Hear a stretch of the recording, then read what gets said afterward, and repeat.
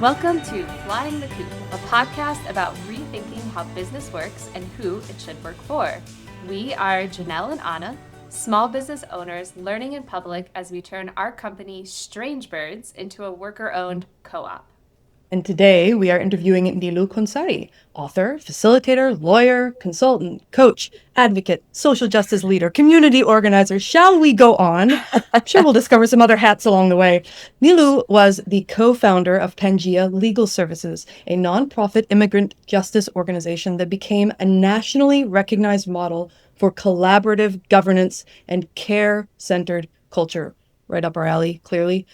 Nilou now supports groups in building structures that actually reflect their values, whether through governance that's rooted in shared power, healing-centered leadership, or practices that center care and accountability. Anna and I have had a winter book club around The Future is Collective that I'll hold up here for our many video viewers. This is Nilou's recently published book. It tells a bunch of great stories that are enormously inspiring, but also serves as a really practical guidebook towards anybody who wants to start implementing some of these things themselves. We've been obsessed with it, and we have a feeling some of you out there will be soon too. So let's start this interview, shall we? We're going to start big and broad. What does it mean to have a workplace that practices collective care? Yeah, thank you for that question. And thank you for the introduction. I really appreciate it. What does it mean to have collective care? It means we have shared language as a start, as a foundation. People are free to speak, make proposals. There's an empowerment among workers to express both needs and solutions, not just complain or not just have this sense of fear. Am I going to lose my job if I ask for something? And there's also not this culture of gossip in the office where it's a form of power, really, gossip, or people are complaining behind the scenes, but instead there's a space where folks are empowered to speak and bring forward ideas and solutions. So you touched on it a little bit, but can you talk through the feelings behind it? I think that collective care, horizontal hierarchies, these are all words that are thrown around a bit now in the business world. And sometimes, Janelle, I'm not going to speak for Janelle, I feel like it's a lot of lip service and not a lot of actual practice. If you are in a space, how do you know you are in a workspace with collective care, like the feelings inside? Yeah, the feeling, I would say the underlying feeling is an ease, like a breath, an exhale. This feels just light, I would say. And there's the underlying need that a lot of us have as workers, as humans in general, of being heard, being listened to, being really understood. That need is met in a collective care space. And not just by the culture and the lip service, but also in structurally and the way that the organization designs its policies and moves forward in its actual practices in the organization. It makes me think a lot about when Janelle came on. So I had run Strange Birds on my own for 6 years.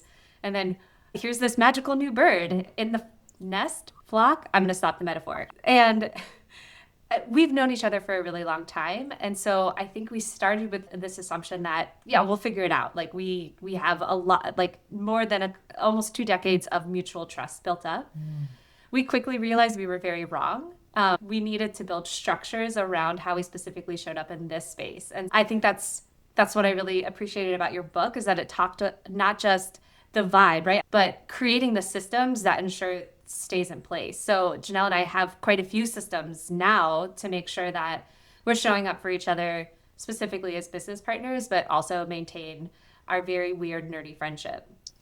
I think there's something here, not just about the underlying vibes, but also underlying beliefs, because I'm imagining talking to a lot of more capitalistic optimization at all costs up and to the right entrepreneurs that I know about putting in some of these structures. And I can hear in my head the immediate response being, but that's not human nature. Humans are going to gossip. Humans are not going to take care of each other like that. And this, being so intentional about setting up things that stand in sharp contrast to that, I think has to rest on some very different fundamental beliefs about who we are and how we're capable of showing up for each other. That resonates so much. I think that the framework, or where we start with who we are as human beings, it can vary, but my view and what I kind of share in the book is a lot of the indigenous practices, a lot of our origins, if we look back at most cultures, are and were very collective in many ways. And there's been a lot of rupture to that over time. And in a lot of ways where many groups and many people are coming back to that, some of those origins and some of this idea of collectivism that's not novel or cutting edge. It's really ancient in practice and in our values as human beings. Yeah, and I think there's something when you talk about collective care, collective governance, it seems so obvious, and I agree, we've forgotten how to do it. And it just takes some practice. Something that you cover in your book, this is just basically an interview that's turning into a book club. So in your book, you talked about various decision-making models. And I think that might be a nice segue here. We're talking about this collective care, collective governance, working together towards specific goals instead of these hierarchical, very top-down, power-driven structures. So can you give the listeners a basic lesson on different decision-making models? Because I think that especially in the United States, decision-making model equals one person says yes or no, or you vote on it, and it's majority wins, right? Those are the two options, but there's a lot more out there. So can you talk through some more options for people? Yes, I love that question, Anna, because it touches on what we talked about feeling front, which is people feel heard and understood and listened to in organizations that are collectively led. And decision-making is such a key part of creating that feeling, the way that we hold it. And what we see in a lot of organizations is decisions, or the organizations that want to be collective, that say smash the hierarchy, or that are looking to be very participatory. A lot of times there's either a lot of talk and process, and people get stuck in the process and no decisions are made, or they're made after long periods of time. It just sucks up everybody's time, energy, resources. Or some discussion happens, but the loudest voices in the room are the ones that move a project forward or the decisions forward. And neither of those are really collective, even though folks often go into it in the spirit of collectivism. And the structure is not there. So I want to share 3 of my favorite decision-making tools, and they're all described in the book, along with additional tools. The one is the advice process. The other is a modified consensus decision-making process. And a third is consent, different from consensus. So advice process, in simple terms, it just means there's one decider. So if we're a team of 5, one of us decides on most or all of certain topics. Let's say I'm on your team here and I'm the point person lead. And if we're using the advice process, I make final decisions on all things relating to fundraising. But the part that makes it collective and aligned with these values of collectivism and collective governance is I have to, under the advice process, consult with those with the most expertise. So if Janelle or Anna, if one of you have the most expertise, I consult with one of you or both of you on a particular fundraising topic, and consult with somebody with the most expertise and the person that's most directly impacted. So I'm applying for a grant that's going to heavily increase your load, Janelle, your workload. You're going to be consulted. So that's the basic rule. Advice process, 1 decider, and 2 most impacted and most expertise are consulted in the organization. That's one form of decision making. It's collective, even though there's still one person, because of the way that consulting and feedback is brought into it and expected. Then there's modified consensus. Modified consensus I like it more than consensus as a whole, because as organizations grow, it becomes harder to reach full consensus. And one specific example might be a consensus essentially means everyone agrees, but you create subcommittees on who gets to decide on certain things. And I would suggest having no more, on most matters, everyday matters, having no more than 3 to 5 people using a modified consensus or consensus decision-making process. So within that, everyone votes in a consensus model. And in modified consensus, you can say, for example, that we need 3 out of 5 votes, or we need 4 out of 5 like strong yes votes, and you can use a scale on how strong your yes is. But it's modified in that you don't need full consensus. One person doesn't block, or one dissent doesn't block the entire decision. That's what I like about modified consensus. And modified consensus is really great and important to use in larger groups, even beyond 5 or 10 people, for big decisions like that impact a lot of people and that don't have a very time-sensitive turnaround. So things that you can take a little bit more time around. Consent, I love that. I love the consent-based decision-making for decisions that are time-sensitive, that need a short turnaround. And it essentially means you're not getting consensus from everybody. Consent means no one is reasonably objecting. And the objection is a very high standard. It has to be something significant, like it harms the reputation of the organization. Taking this money would harm the reputation of our organization, or it would create some other kind of significant harm on us. Not, I object because I have reservations about the person that's giving us money. I don't like them. I don't like their style of communicating with us. That would not reach that level. Consent, you can send a message in an email saying, we need to make a decision in the next 24 hours. Any objections, please raise major concerns and move things forward. And that's a nice tool to have. And folks can use a combination of those. But my bottom line recommendation around decision making is we all should have one default type of decision making in our organizations, in our collectives, so that things can move forward with clarity.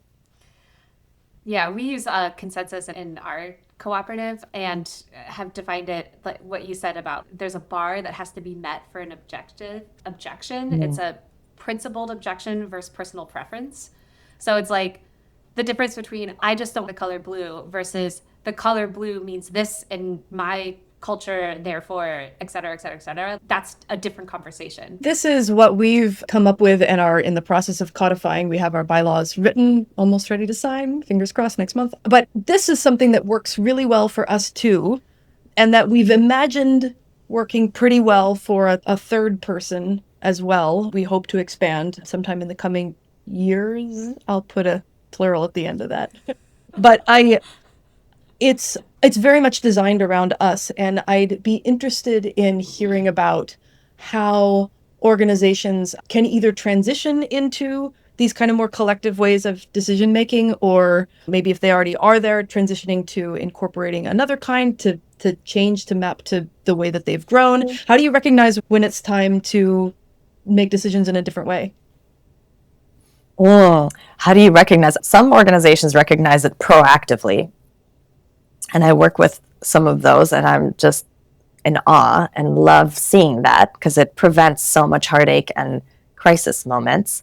But other organizations, including in my organization, we hit a crisis point. And a crisis point means like some level of conflict that's beyond the like small, everyday, minor conflicts.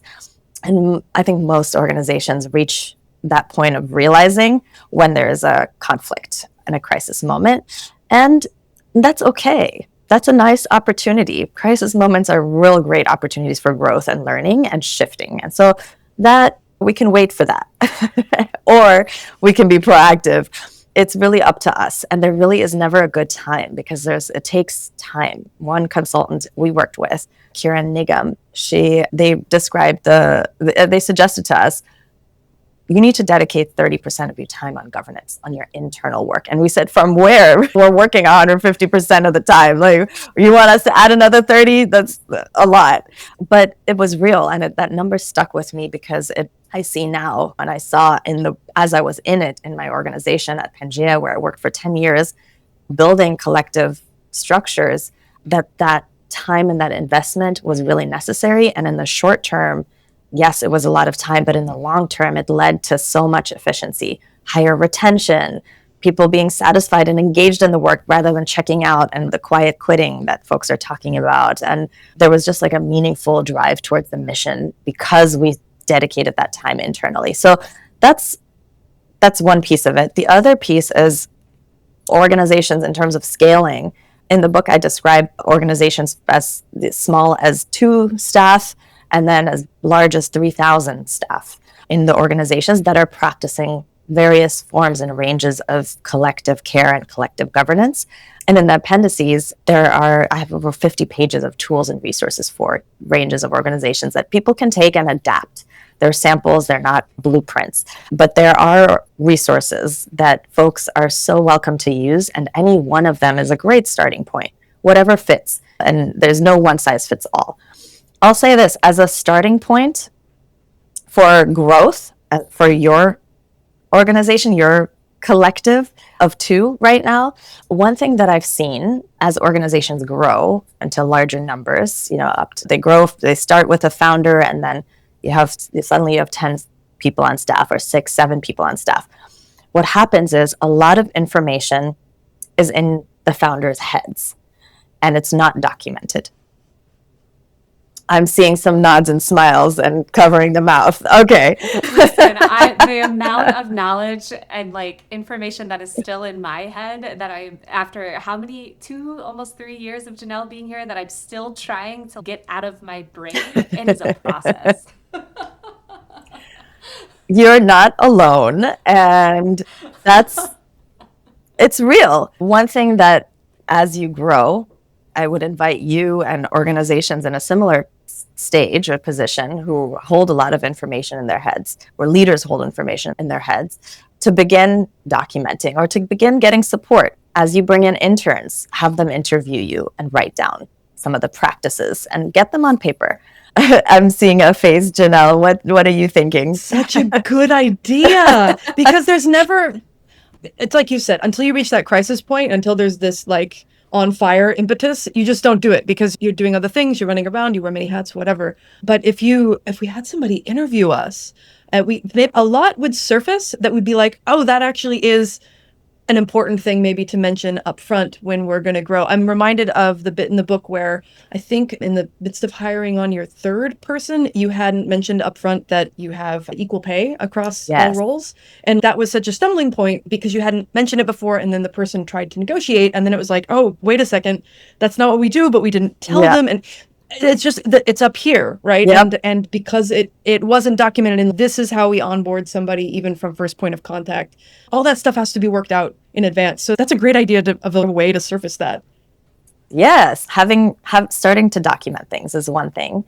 And another really great foundational point is once you have a community, like a group of a few people, more than 2, I would say, but even with 2, to start with this shared language around values. And a lot of times organizations have values written that are very external facing for the community and the work, or that supports the mission. But what I'm talking about is more like a points of unity, values that are both internal and can be external. So it's essentially like the constitution, your like internal constitution, the values that you run by. And as you start writing down some of your practices and policies, to reference and draw and highlight the values that you have as a foundation going forward. A favorite phrase that we use here a lot is simple containers for complex work. And when you have those values clearly written down and they're in an active practice, it makes difficult decisions feel not necessarily easier, but faster. We just had to go through a couple difficult decisions recently that we were like, no, this actually doesn't really vibe with us. We need to like reach out. We need to have these conversations. And I think if we hadn't been so clear on who we are as an organization, that would have been a much harder conversation, or it might never have happened and we would have just continued on going, oh, this doesn't feel very good. And we don't really know why. Mm-hmm. Yeah, it's uncomfortable nevertheless, but we have clarity on what is right for us. The value that's live for us that I think we reference the most often is maybe the simplest, just we are humans first. I think we wrote that down in our very first pre-me joining summit, and it is the one that I think about on a daily basis. It drives so many decisions that I make, both between the two of us, with my relationship to myself, my relationship to clients, because we're humans first. And like to borrow a phrase from you, Nilou, life happens. You know, and that helps guide so much of how we exist as a business.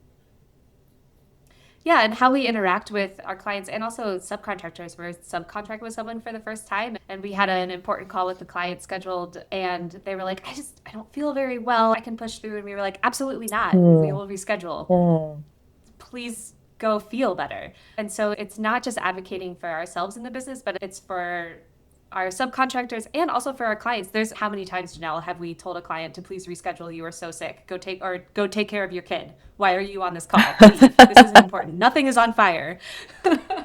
It sounds like it's really served you already, having your values or one of your values really shine through in your day-to-day work. And that's so important and wonderful to also have written down and weave into written guides and policies for future staff and colleagues. To go back to the story that I made quick reference to about equal pay, because I think that's one of the things that people are most shocked by when we tell them that's how we operate. And I'm certain that you also maybe got you've probably gotten a lot of feedback of people being surprised that's how you operate. I'd love to know more about how you landed there, what barriers you had to overcome to get there. Yeah, I landed there not initially by suggesting it off the bat. I did have this model, the worker cooperative model from Argentina in mind, where I had witnessed workers in Argentina who had rebuilt and recuperated factories that after a massive economic crisis that were sharing leadership and rotating leadership in different ways and distributed resources based on people's needs in the organization or in their businesses. And what I had learned there was some workers would get paid more because they had 4 children, or one worker got paid a little bit more because their mother was ill and they needed to cover their medical fees. And it was a very need-based salary situation. And even though that wasn't in my mind, this cooperative, very humane way of leadership, collective leadership, as I was starting out Pangaea Legal Services, my own nonprofit that I co-founded with my colleague Marie. When it came to hire Marie on as a full-time employee, I proposed paying her $1,000 less a year than myself. And that was really nominal given the times and given the small salary we already were starting with. But my board member, who was also very much aligned with shared leadership and the values we had spoken about the goals of the organization to be collectively led. She asked me a simple question: why? And that just led me to unpack a lot of these conventional norms and stories that had become a part of me, that we place value on more education, or we had the same amount of education. She was a lawyer, I was a lawyer. I had a few more years of experience out of law school than her. But there were a lot of conventional norms. And what I was not looking at the moment in my practice was we were both co-founders. Marie and I had started Pangaea at the same time, and she had laid a lot of the foundations and done a great deal of the work and was really, she was a co-leader. And I had to deconstruct these conventions and norms and what success meant and what leadership and titles and all of these things meant and how that's tied to salary and what that means. So that was a part of the process. And then later on, as we grew, I agreed with my board members' question, like, why? And we decided to set an equal salary for all our staff, and not just for me and her, but all future staff coming forward. And what was really easy with that process was there was no negotiation when we brought on new people. It was not like other organizations where you have to spend a lot of time and resources defending and deciding and dealing with all these inequities, the issues of equity. Somebody's a better negotiator, so they get better pay, or somebody doesn't ask and they don't get it. We did not have to deal with that ever during my whole 10 years at Pangaea because our salaries were equal. The other thing that was relatively easy was our salaries were already so low, below market and below what is a living wage in the San Francisco Bay Area where our offices were, where we lived, And we agreed very easily that everyone in the organization needed to get to a living wage. And we based on the MIT living wage calculator in the US. Everyone needs to get to a living wage before we even consider having staggered salaries or a different structure. Let's get everyone to this base. And so that was easy. What was hard down the line, and that we struggled with down the line, was the market rate salaries. We never got to market rate salaries for certain positions and roles. For example, attorneys or executive directors, or we didn't have EDs anymore, where everybody became a director at the end. But the especially for the attorney salaries, once we reached a certain level of seniority and experience and expertise, and positions in our lives, like some of our attorneys and staff started having families and they needed more salary. And all of the extra time, the 4-day work week, the benefits, all the flexibility, those benefits were not enough. People just needed more salary, and certain attorneys in the market could get double or triple the salary working in other places, or significantly, like tens of thousands of dollars more working at another nonprofit. And so we started to have some transitions. And I would say equal pay worked great for Pangaea for a certain amount of time. I do not think that was what we needed by the time I transitioned. I think that we actually needed some level of scaling and a reckoning with the market forces and balancing the two. Who knows, Janelle, maybe in a few years' time, we're going to come to this, right? But money is a complicated thing, and it always is complicated. And I think if you practice collective governance and collective care from day one, those conversations are made a little bit easier, because people, like you said at the beginning of this interview, people feel comfortable saying, hey, raise thy hand. This isn't working for me anymore. I want to stay here. This is how it will continue working for me. What can we do? Mm-hmm. What can we do as a group together? But a question that I really want to ask is about nonprofit boards. Pangaea Legal Services was a nonprofit. Nonprofits have to have a board. Yeah. And there is a very typical board structure, so typical that it just feels like this is how they must be structured.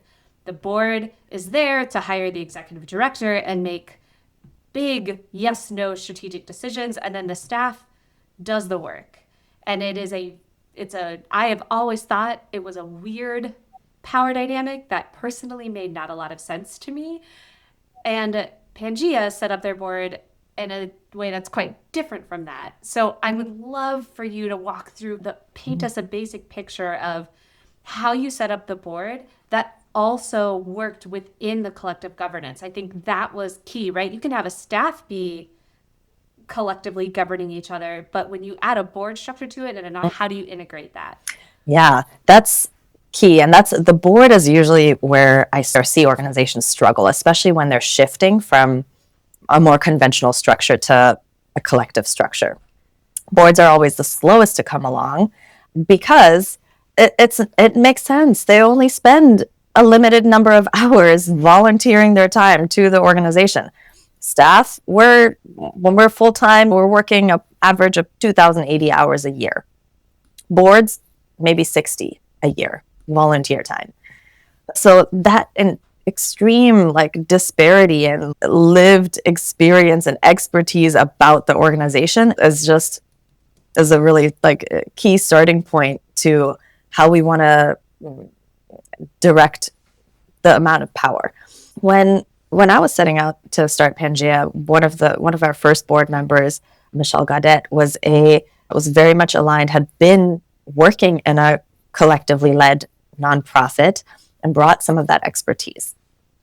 So that, I think, was key. And I would say that adding on and making sure there was always at least one, ideally two people on the board, and a relatively small board, who lead and move that vision of collectivism forward on the board is essential and is really important. And when organizations are shifting, I would definitely recommend two people who can be supported by each other. So it's not just one person against a whole crowd. The other thing that we did as we developed and grew more advanced with our board member Sarah Stevens' expertise, who came from another collectively led organization, we passed a resolution on our board that explicitly said Pangaea is going to be a worker self-directed nonprofit. So it made it concrete that board members are here to support.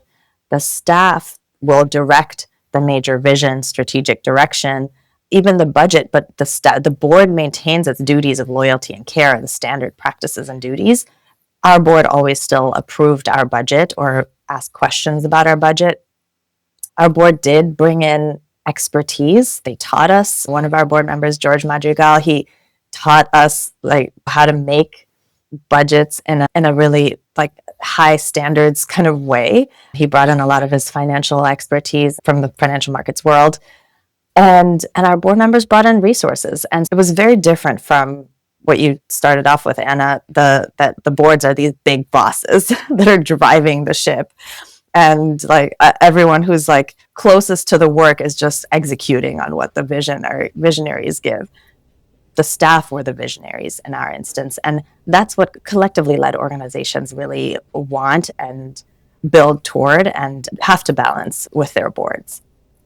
And the reason why I really love this structure is, to put it plainly, usually people who are on a board have amassed a lot of personal power and influence. And I would say that quite often in nonprofits, the staff have less in general in society overall. And so you're just repeating these same hierarchical structures that probably the nonprofit is trying to break down. But here it is existing within the nonprofit itself. And so it's always been a head scratcher for me of why are decisions made this way? If you are trying to eliminate poverty or eliminate hunger, or what's happening here? So this is why I just really love that chapter. Yeah, if you want to change something in your society or in your community, it should start at home. Yes, 100%. I know that we are getting close to time. And so in the spirit of respecting boundaries, I want to ask a question about boundaries. So I thought the way you talked about them in the book was super, super interesting. The way that you framed it is that setting boundaries is a collective responsibility. I'd love to know a little bit more about that if there's something you'd like people to take away there. Yeah, I think I would say for leaders, it's a responsibility for us to model boundaries for staff.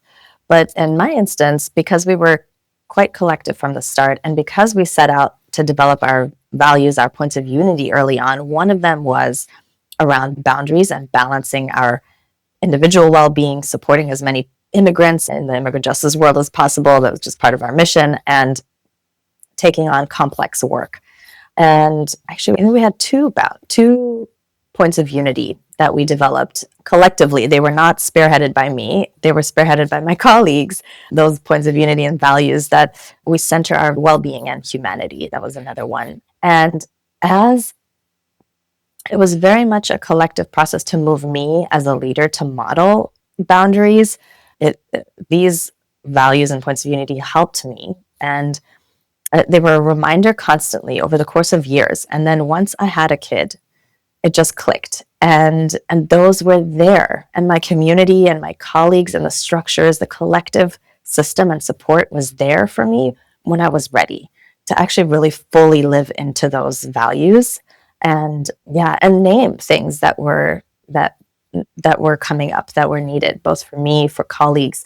It was very much a collective process for us to move into a 4-day work week and to create boundaries around how much we work.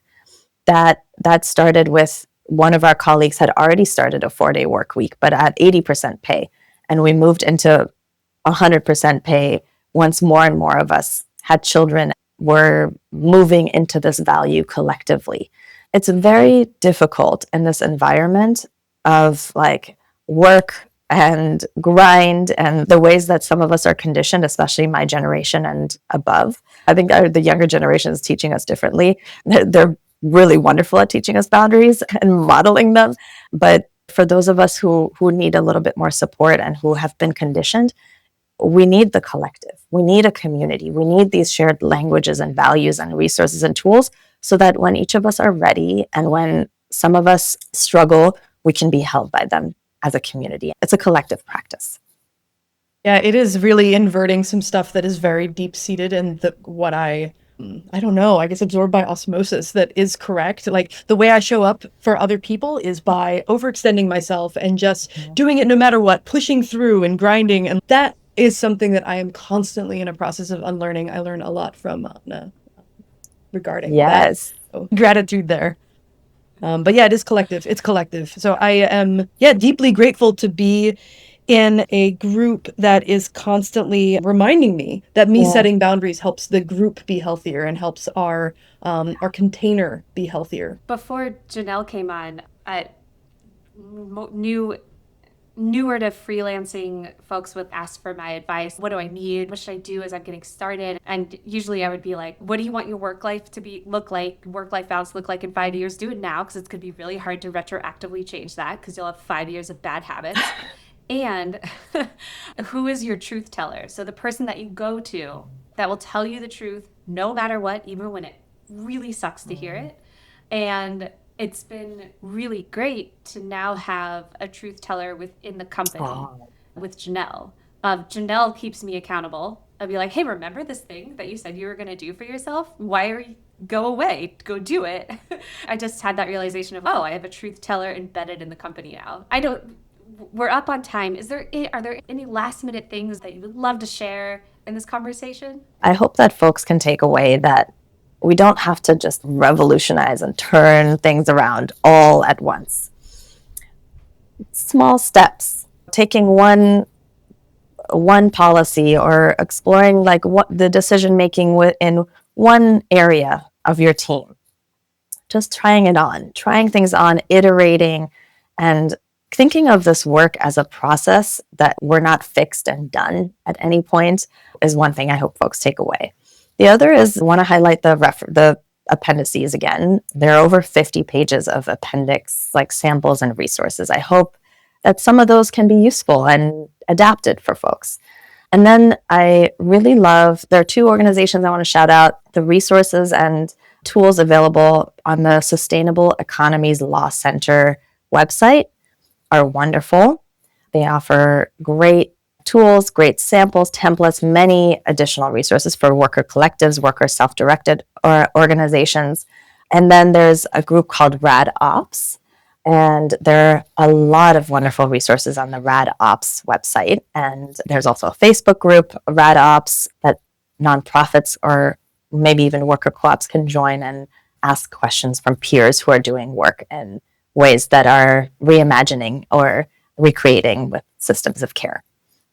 I love this. There's a little giggle of when you were like, read the appendices before we started hitting record. We had this very funny conversation where I was like, I finished the book, but I haven't looked at any of the appendices. And Janelle was like, that's all I've done. Different brains, the power of collective thinking. Yep. Here we go. Flying the Coop is brought to you by Strange Birds, a strategic messaging co-op for businesses who care loudly. From websites to onboarding flows, launches to long-term strategy. If you want your brand, offers, and experience to tell the same story, we can help. Find us at strangebirds.land.